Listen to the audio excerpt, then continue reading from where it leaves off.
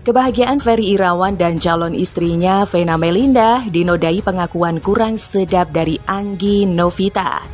Anggi yang merupakan mantan istri Ferry membongkar kalau aktor yang ngetop di era 90-an itu masih menggodanya usai mereka bercerai.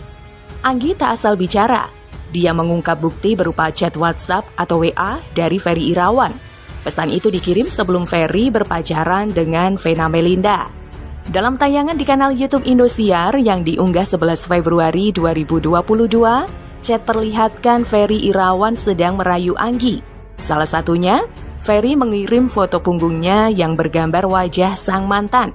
Kiriman foto itu dilengkapi kata-kata gombal Ferry Irawan.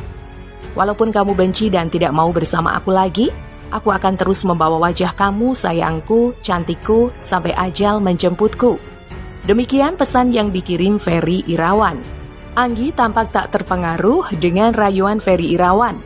Dia mengisyaratkan kalau semua sudah terlambat, mereka tak akan bisa bersatu lagi.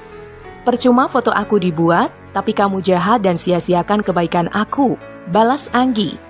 Aku disadarkan Allah juga, semua Allah yang pertemukan dan memisahkan, sambungnya.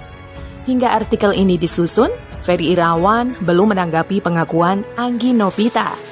Ferry Irawan dan Vena Melinda gelar acara lamaran pada 9 Februari 2022. Acara tersebut sengaja dibarengi dengan ulang tahun Ferry.